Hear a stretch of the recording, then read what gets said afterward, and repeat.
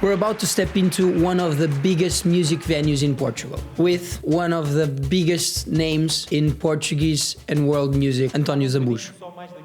Oh, and also, we're going to perform our very first single in front of 6,000 people or so. But wait, usually, I'm the guy that does this, and not this. So how the hell did this happen? That's the story I want to tell you. Bear with me. But before we start, I would like you to get to know me a bit better. Yeah, most people know me as a surfer, as a storyteller, as a documentarist, and as a part-time musician. But to be honest, music has always been a part of my life. My mom, she was the director of the National Conservatoire, and I remember opera singers going to my house to rehearse all the time when I was a kid. My sister started playing the cello when she was like 8, and I got jealous, so I got a bigger instrument, the double bass. My main criteria was basically that it was very big, bigger than hers. But it was only later on in life, after I stopped studying music for real, that I discovered this music world of Lisbon. And one of my best friends, Afonso, who is now my music partner and sort of my teacher in a way. With that being said, music had always been a bit shadowed by everything else in my life.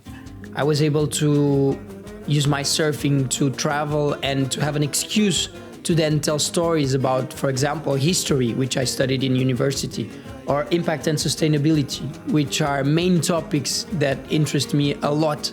But music, which speaks so much to my core, had never had a proper space to show itself. And that's why we wanted to create something of our own, to show that this was actually something important for us. Strangely enough, that's where the building where I live comes in. But before we get to that, which is a cool story, let's dive into the week in which we recorded that first single. Like many things, it started at the beach. Se não tiveres carro, está fixe, não é?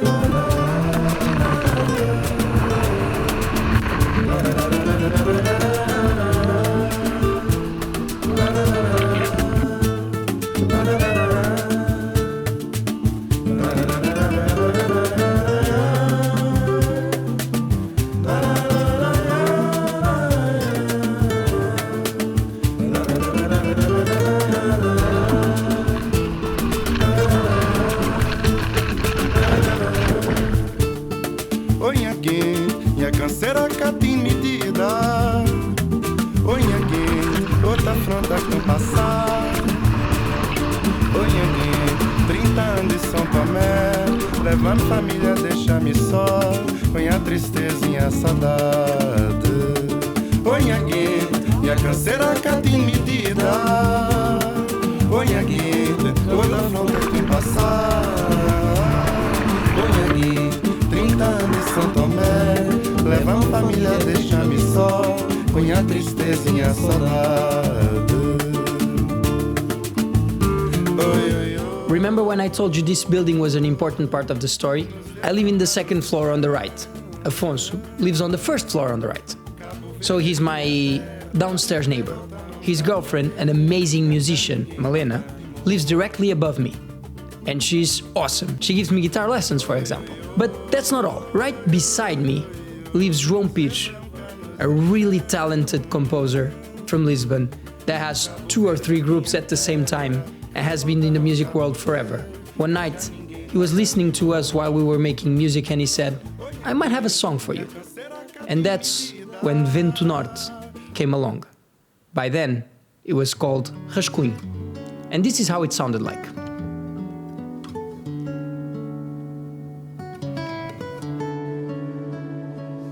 Now I had a job to find the lyrics for this melody. He told me, for some reason, that he was hearing ondas do mar, waves of the sea, and gave me nothing else. I had to find lyrics for this song around those words. And so I did. the next step was recording it. During the weeks that we were recording this, life went on. We basically did everything that we usually do. We surfed, we recorded, we stressed out, but we also had a lot of fun, as we usually do, going to the many music houses in Lisbon. And that's when we met António Zambujo. It was a strangely fast connection, to be honest. We heard him sing, he heard us sing, and he asked whether we would like to do something together. But you know, we were drunk. It was 3 a.m. and nothing serious ever happens at 3 a.m., right? Well, maybe wrong. Back to the single. I think it's really important to say that when we recorded in Cascais, we weren't thinking of releasing anything. We were basically recording something nice, to have something to show for, but it was far from being something publishable. But that all changed when António Zambujo was actually not kidding at 3 a.m. and we heard the news that we were going to perform not only in one of his concerts, but in 3. 1 in Superboc Arena and 2 in Campo Pequeno in Lisbon. Suddenly, we had a reason to turn rascunho, which basically means draft, into Vento Norte, for real, and to publish something before those concerts all happened. And so we needed to go back to work. It was time to head north, and we couldn't wait. And now you know the story of how a surfer, alongside his best friends, released the single in one of the biggest music venues of Portugal, performing with one of his biggest idols. It's a cool story, you know? Life sometimes gives you some very unexpected waves to ride. And this was a beautiful one. Speaking of which, maybe now you can get to know a little bit of this single that we were about to release. A little bit of this song that we performed, recorded, and wrote with so much heart. I guess the instructions of João, the author of this song, that told me to write about ondas do mar, were very accurate in representing what sometimes life is all about. And well, since we're talking about ondas do mar, I guess I might do it while showing you some waves of the sea. Hope you like it.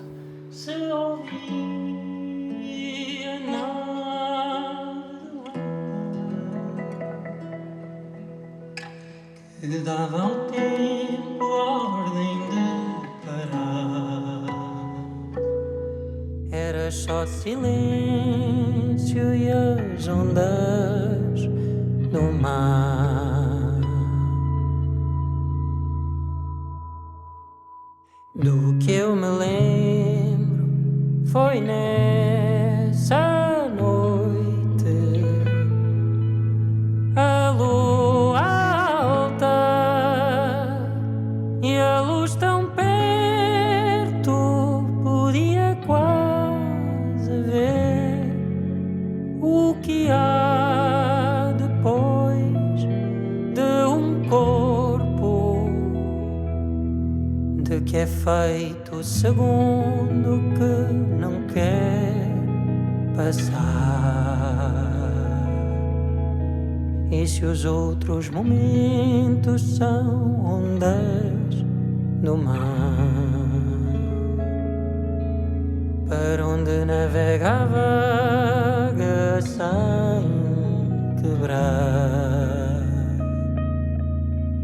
Será que fica lá fora, perdida, a vadear, sem praia para morrer, para deixar minguar a lua alta devagar, o sol deixar para naufragar e a luz tão dura ao fim a laranjar e passar tudo nas ondas do mar. Tudo passa